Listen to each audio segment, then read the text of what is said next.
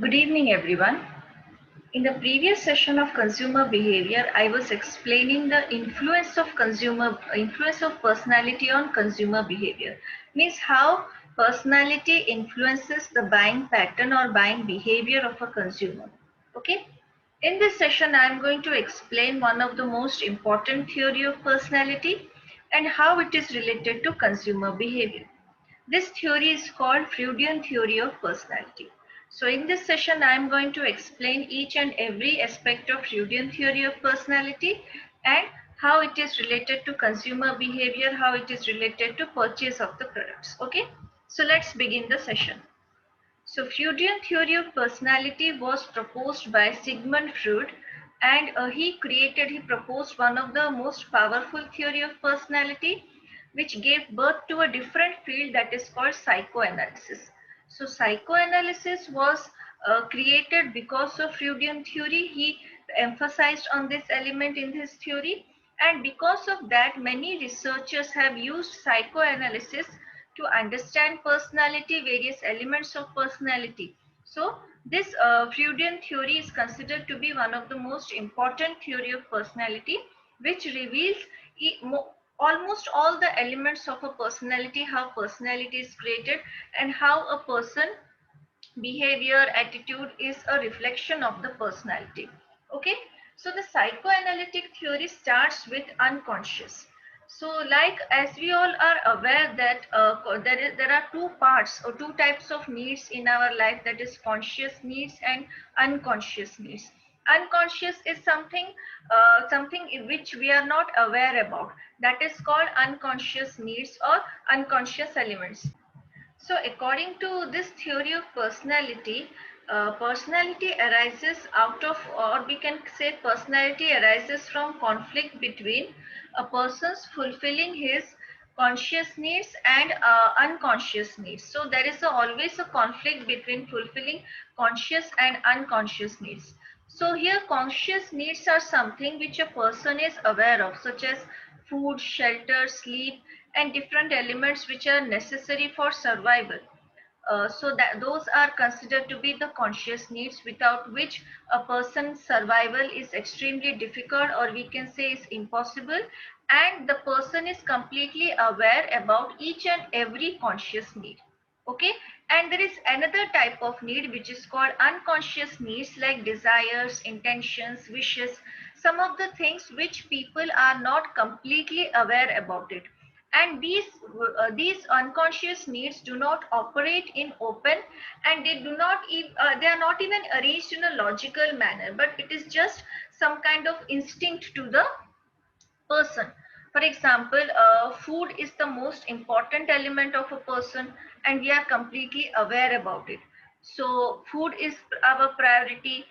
Food, then shelter, then sleep. So it works in a proper logical manner. What are the necessary elements in our life? And while one need is fulfilled, for example, we have food and water for consumption, now we are looking for shelter, now we are looking for a sleep, now we have a particular job which fulfills all our basic needs, now we want to upgrade our needs, now we want a bigger house, now we want a better quality food. So these are the things that are arranged in a logical manner, but unconscious needs are not arranged in a logical manner, because it can arise at any point of time. So that's why it is considered to be unconscious needs. Okay, many of these subconscious unconscious needs are suppressed because they may not go according to the rules and regulations of the society. For example, a person's desires to be extremely rich, without working hard, without struggling, without doing any kind of hard work or any kind of work. So the person wants to become rich, so the person can go and steal someone else's money, or do such kind of activities where money earning is very easy, but they do not come under the rules and regulations of the society. So people with conscious people who know the difference between right and wrong, they suppress all those kinds of needs, whether it is illegal, whether it is not accepted by the society. So they usually follow the rules and regulations of the society, and they suppress those needs which are not considered to be correct in the society. Okay, so most, we cannot say almost all our unconscious needs are like that, they are not accepted by the society. There are many desires, many intentions which can be achieved with hard work, with dedication. But some of the needs are, because some of the part of our personality or behavior or intentions are suppressed because it is not acceptable by the society. Okay, so personality, according to psychoanalytical theory, it is the reflection of the subconscious part of our mind.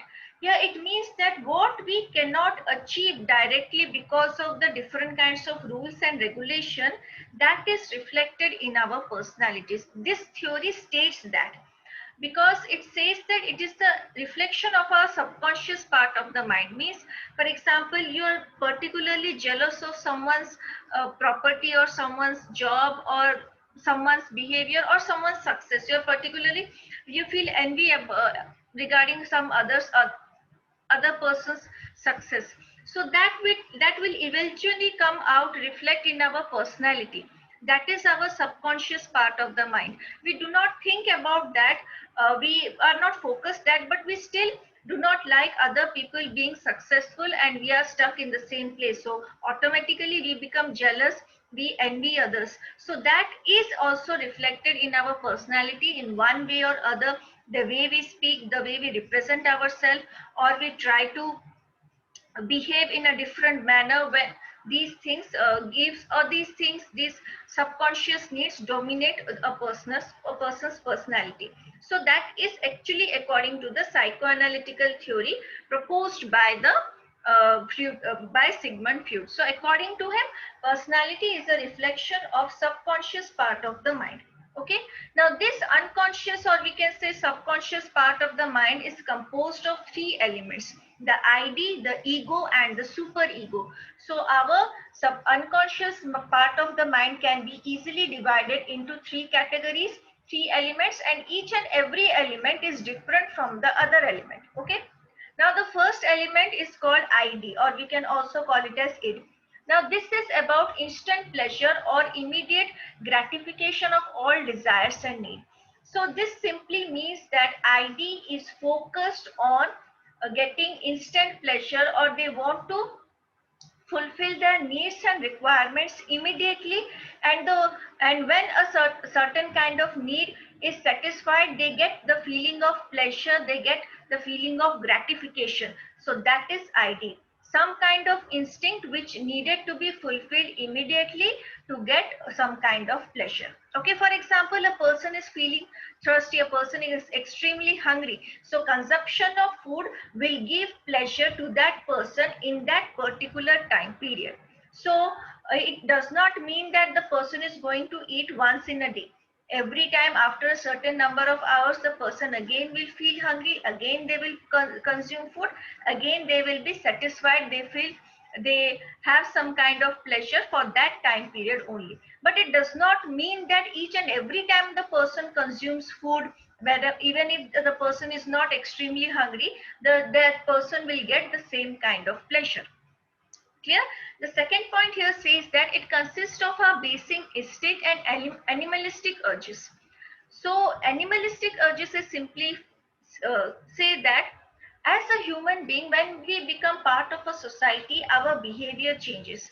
We work in accordance to the rules and regulations of the society. We try to fit in the society. We try to do the things which is right in front of the society. So our personality and behavior changes a lot.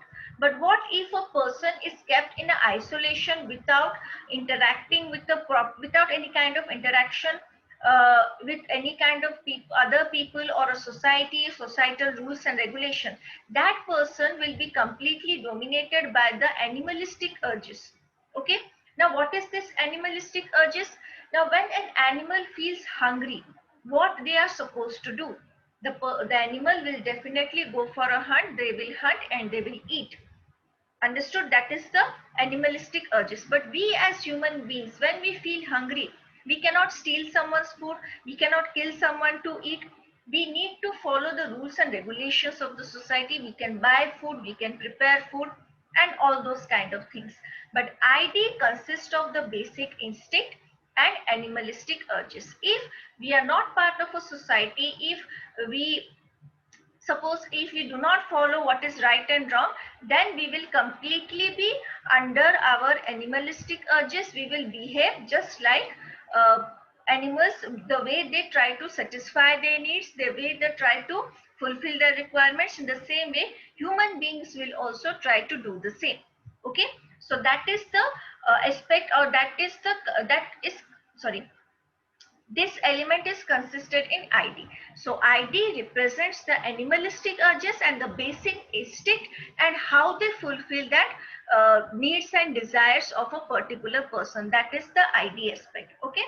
Now it is completely focused on satisfying the biological needs. That is food, shelter, water. These are the basic things which are extremely necessary to survive. Without food we cannot live, without water we cannot live, we need shelter, we need clothes. These are the biological needs which are extremely necessary. So ID always aim at satisfying our basic needs, our basic biological needs. Okay. The next point here says that if these needs are not satisfied immediately, then the person feels tension. When you're hungry and you're not getting any kind of food, so obviously it will have some kind of impact on your mind. You will feel extremely, you're extremely hungry, you have nothing to eat, so it will increase tension. So in that tension we might do something which is not even appropriate. Clear? So if these things are not satisfied immediately, the person feels tension, and ID do not allow any kind of rules and regulations to be followed. They simply go through the instinct, go in accordance with the instinct. We feel hungry, we are supposed to get the food, and it is not concerned how we are supposed to get food. Its aim is to satisfy the need, and the need needs to be satisfied at any cost without thinking about the consequences of the action, the way we behave, or without following any kind of rules and regulation. Okay, so this is the important aspects of ID. What is ID? It is simple, consists of basic instincts and animalistic urges. It only satisfies, it aims to satisfy biological needs. It is not concerned about the consequences, the way we satisfy our needs with the actions. It is not concerned about the actions in order which we perform in order to satisfy its needs. In sorry It is not concerned about any kind of consequences about our actions, these actions that we perform in order to satisfy our needs. So it does not follow any kind of rules and regulations in while satisfying any of the needs. Okay, so this is the first element, which is called ID. The second element is called ego. Now ego is the mind's mechanism to for keeping in touch with reality. So in reality, in our society, in the present world, we cannot hunt and eat. We have to purchase, or we have to grow something in order to fulfill our needs. That is the reality. So it gives a reality check to the personality. It helps the ID to get what it wants, but in a realistic and socially acceptable way. So suppose a person is extremely hungry. Now ID will definitely want to have some kind of food so that they can get rid of the situation, get rid of the hunger, because as human beings we do not want to feel any kind of pain. We want to get rid of all kinds of elements that gives us pain. We want to have peace in our life. We want to have a painless life. We do not want to have anything that leads to a painful life. So when we are hungry, it is painful for us, and ID wants to satisfy this need. ID wants to get some food. Now ego will help the ID to fulfill its needs, but in a much realistic manner and socially acceptable manner. Ego will tell ID to go and purchase food and eat. So that is the right way of doing it. So this way is acceptable in the society and more realistic. Clear? So the ego helps the ID to get what it wants, but in a better manner, in a realistic manner, and a socially desirable manner. Okay. The next point, it says that it weighs the consequences of the action before deciding whether to satisfy desire or to suppress it. Now, ego helps to understand the consequences of action. Now, if we do something, our every action has some kind of consequence. So ego helps us to understand what will be the consequence of our action. If the consequence is completely against us, is not acceptable by the society, then it is better to suppress our those needs which will not help us in any way. So for example, a person, like I said, a person wants to become extremely rich. For example, a person wants to become rich by doing something which is illegal in front of the law, in the front of the society and the government. So our action will help us to be in a, or our action will lead us to jail or something punishable in future. So our actions are punishable by law. So when we understand our consequence of our action, we suppress our those needs which will lead us to get into any kind of trouble, which is either not acceptable by society or not acceptable by law. So we try to suppress all our needs which cannot be fulfilled in the right manner. Clear? And we only focus on those needs which we can satisfy in a proper way without having any kind of negative consequence in future. Clear? So it simply gives more importance to consequence of the action, which leads to taking a decision whether to satisfy a need or whether to suppress our need. Clear? And the last point here says that working partly consciously and partly unconsciously, it regulates a person's behavior. So it can be clearly said that the ego helps us to regulate our behavior, because it is focused on the consequences of our actions. So it continuously explains us what is the right kind of behavior which is acceptable in the society, which will not lead to any kind of problem to us, or it will not create any kind of negative consequences. Okay, I'll just give an example. Like the example I gave, a person is hungry. Now an ID will simply imagine food, because obviously when we are hungry, we imagine food which will help us or which will make us feel better. But ego will tell the person to go out, buy something and eat, rather not steal some food, or rather not hunt something in order to eat. So that is the right way of doing things, with least kind of consequence. It does not have any kind of negative consequence when you go out, pay for your food and eat. But when you go and steal someone's food, it will definitely have some kind of negative consequence, which ego tells us to suppress these kind of behavior. So automatically we suppress those kind of needs and behavior which is not acceptable by the society, and we always try to fulfill our desires in the way which is acceptable by the society. So these are the important aspects of the ego. And the last element of the Freudian theory of personality is the superego.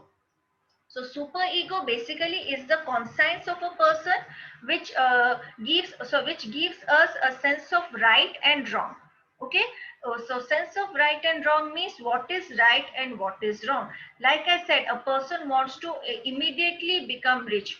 The person can work hard, the person can struggle, person can do all those things which are legal, which are lawful, and then the person can become rich. That is the right way of doing it. Or a person can get into different kind of activities which are illegal, which, which pays a large amount of money, but they are illegal in front of the law. So these are the wrong things, and our super ego, our conscience actually tells us what is right and what is wrong. So if we want to become rich, we need to do it in a right way. We need to do activities which are illegal, which are acceptable by the society, which is acceptable by the law. So that is a simple differentiation, or it helps us to differentiate between right and wrong. So it includes moral ideas that a person learn in family and society. So when we are part of a family or a society, we understand what is morally right and what is morally wrong. When you're writing an examination, even if you get an opportunity to cheat in the exam, it is morally wrong, because it is the easy way to get marks. But what about the others who have worked hard throughout the years, and they have given too much time for their studies, they have worked hard, they are dedicated to the studies? So it simply means that their efforts has no value when someone's cheat. So that is the moral sense that we get because of our family and our society. They tell us what is morally right and wrong. So that is the thing that helps us to differentiate between right and wrong. So it acts as a regulator. It tells us what is right and wrong, and according to that we behave. Clear? Then it also says that it has two parts, and the first includes the rules and standards of good behavior, and the second includes the behavior that is considered to be unacceptable or bad. So it simply has two parts. One part has all the rules and standards, regulations, which represents the good behavior of a person, and the second part consists of all the kind of behavior, the attitude, the representation of one person, which is considered to be bad and unacceptable. So now it is up to us to choose between the acceptable behavior and the good behavior or the bad behavior. Okay, either we choose good behavior or bad behavior. So the choice is our. We need to make a choice between these two kinds of behavior. One is right and one is wrong. Clear? So this super ego helps us to understand why we need to follow the rules and regulations of society, why we need to have a good behavior, and why we need to reject the unacceptable behavior, or that part of behavior which is not considered to be right. So it helps us to kind of regulate our personality. It encourages us to do the right thing. It helps us to understand the difference between the right and the wrong thing. Okay, so superego actually explains us or tells us that in order to, while following the rules and regulation, we feel we have some kind of feeling, like we have a sense of pride that we are doing something good, we are doing something right. And when we when we represent bad behavior or do something which is not acceptable, then it can be punishable. It is not it is not looked upon good by the other people. So that clarification is given by superego. Okay. Now I'm going to explain the interaction between ID, ego, and superego. This interaction will actually clear what is the actual aspects of these three elements.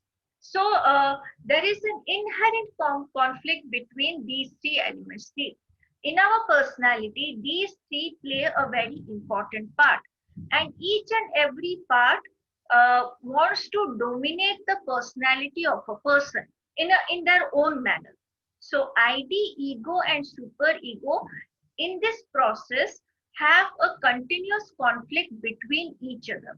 Now, as a person, we need to figure out which portion of our personality needs to lead our personality. So that will get rid of the conflict. Okay. For example, one part of our personality wants to fulfill all the desires and wants we have. The other parts pulls us in the opposite direction, because we may try to fulfill our desire in a way which is not acceptable by the society. And the other part is trying to resolve the conflict, at the same time trying to help us to achieve our desire in a proper way. I'll just give an example. For example, you want to buy a product, and you do not have sufficient amount of money right now to purchase the product. Clear? So now here the ID will start operating and you will have different kinds of thoughts in your mind. Now at present, I have a feeling, I have a desire to buy this product and I want to fulfill my desire right now at present. So what will you do? Either you will borrow some money from any of your friends or relatives in order to satisfy your needs immediately, or you will try to steal some money so that you can fulfill your desire. Now, the ID here wants to fulfill the desire right now, immediately. That is the functioning of ID. See, whenever we desire something and we keep ID in focus, it will always encourage us to satisfy our needs immediately without considering the consequences of our action. So if a person tries to buy a product without having a sufficient amount of money, the person tries to steal or borrow money, that shows that the person's personality is dominated by the ID. Clear? Now, this is the operation of ID. But when we give proper time, when we think about it, right now we do not have money, and stealing and borrowing is not the right way to get the product. We may wait till we have sufficient amount of savings and then we can go and buy the product. That is the ego in operation. It tells us that this is the right way of doing things. Be calm, understand the situation, accept the right ways in order to get rid of all the kinds of negative consequences that we have to face if our actions are wrong. If we steal money, definitely there are different kinds of consequences. The person can complain, we can our identities can be revealed and we can end up in jail. Simple. That is the consequence of stealing. What is the consequence of borrowing? Borrowing is never a solution because at any point of time you have to pay the amount of money. And if you do not have sufficient amount of money in future, definitely this amount of money that you have borrowed will create many problems in future. The person will keep asking you for money and you won't be having any amount of money to repay the lender. So that is the ego, thinking everything in a logical manner and waiting for the time till we have sufficient amount of money. That is the ego in operation. Now then comes superego. Now superego also wants to satisfy the desires and needs. Now superego will focus in understanding what is the right way of satisfying these needs. Instead of waiting, we can do something, we can do a job, we can start a business, or we can do anything that will help us to earn some amount of money in the right way so that we can actually purchase the product. Okay, so that is the super ego telling us how to earn money in a rightful manner so that we can satisfy all our needs and desires. That is the super ego in operation. So if we think that our personality has three elements and it is up to us which element becomes more dominant. When ID is dominant, people try to follow only their basic instinct. When ego is dominant, they try to wait for the right time. They try to do things very calmly and quietly. But super ego actually tells us what to do in order to satisfy our needs. Clear? So this is the interaction of ID, ego and superego. Clear? Now I'm going to explain Freudian theory and product personality. Now many researchers have understood the theory, and according to their research, according to the psychoanalytic research and theories, they came to a conclusion. They believe that human drives are largely unconscious and that consumers are primarily unaware of the true reasons for buying what they buy. They simply mean that, according to those researchers, human beings most of the time are driven by unconscious part of the personality, and the consumers are not aware why they are buying why they are actually buying a product. There is no true reason behind buying a product. Clear? So that is the point of view of the researchers who have understood Freudian theory, psychoanalytical theory. Clear? Now these researchers tend to see consumers' purchase and consumption situation as a reflection or an extension of consumers' own personality. So whatever we buy, it is simple a reflection or extension of our personality.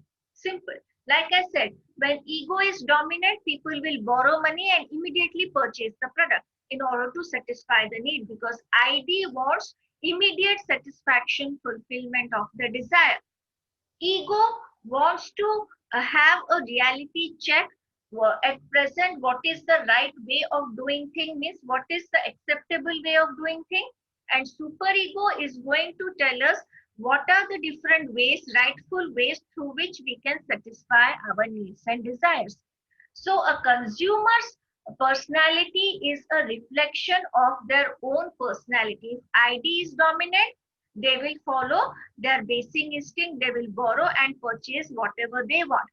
And if ego is dominant, they will think about the consequences of their action, whether it is negative or positive. Then they will think of fulfilling the desire or suppressing the desire.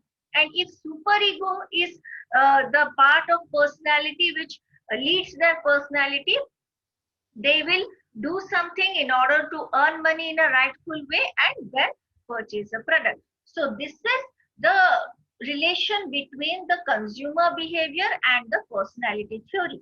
So the theory of personality, the researchers by understanding the theory of personality, the researchers have come to a conclusion that our consumption situation are simply reflection of our personality or extension of our personality. Okay.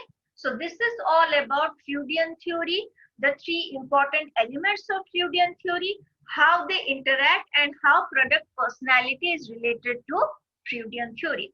In the next session, I am going to explain Neo-Freudian theory.